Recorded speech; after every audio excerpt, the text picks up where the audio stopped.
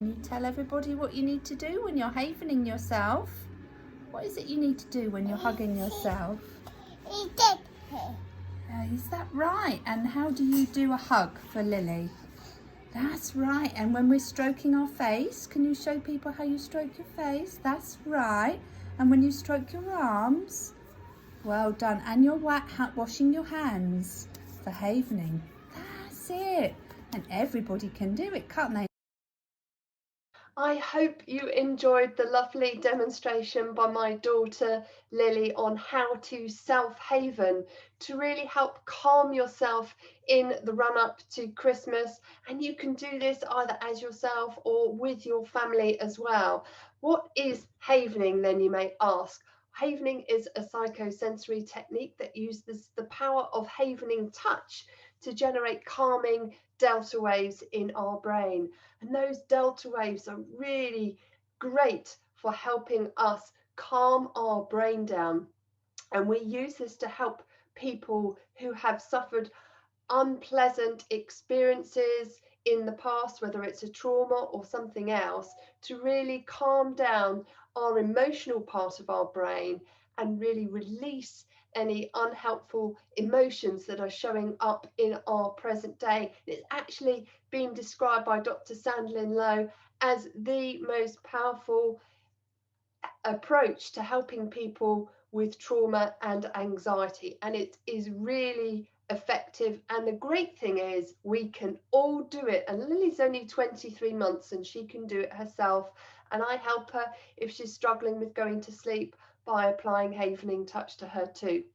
It's an amazingly powerful technique, and it's something that we should all learn, particularly given the year that we're in, and to really help those that are struggling with stress, anxiety, trauma, or grief, which is where I came to use it as a client. So, how do we do havening touch?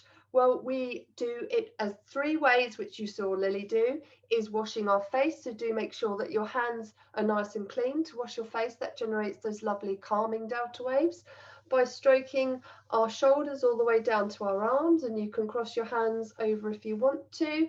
And then finally, washing our hands, and that is just the palm of our hands. Now, if you have suffered any extreme trauma, then it is recommended that you do not try and tackle the unhelpful emotions yourself, but you reach out to a certified havening practitioner such as myself, and you can learn more about havening on my website www.ruthmaryallan.com/havening, where you can find all the science about it and register yourself for a free 15-minute consultation. Now, if you want to help reduce any day-to-day anxiety that you are struggling with, then bring that day-to-day anxiety to mind and start applying havening touch. And I'd like you to say to yourself, I am safe, I am peaceful, and I am calm.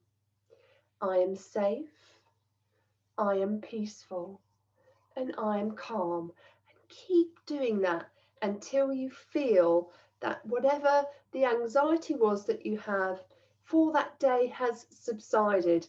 Now, it may help you to distract yourself. So if you are finding that it is quite intense, then when you start the havening touch, once you've brought that anxious day-to-day stressor to mind, then take yourself to your favorite place and think about all the wondrous things that you can see there, that you can feel, that you can sense, that you can really enjoy, and talk about that fantastic place out in your head so that you can really let the power of havening touch do its work while you are reducing those unhelpful emotions. Just in terms of how it works, the delta waves that go into our brain, they basically unplug the AMPA receptors that have been plugged onto the surface of our brain at the time of a trauma. And those AMPA receptors are really helpful when we need to do a fight, flight, freeze, or defensive rage if we see a line, but not necessarily so helpful in our everyday. So when we see something that's similar to the trauma we've experienced, or feel or sense anything that's similar, it brings that memory to mind very quickly. So what we do with havening touch is we make sure that we help those delta waves go to the surface of our brain cells to help unplug those receptors that have been plugged onto the surface of our brain cell and send them back into our brain, so that we have taken away that emotional charge that is plugged onto the surface and any associate response related to that trauma. There's many different techniques that we use as practitioners to help people release unhelpful emotions related to past trauma or unhelpful experiences. So if you want to find out more,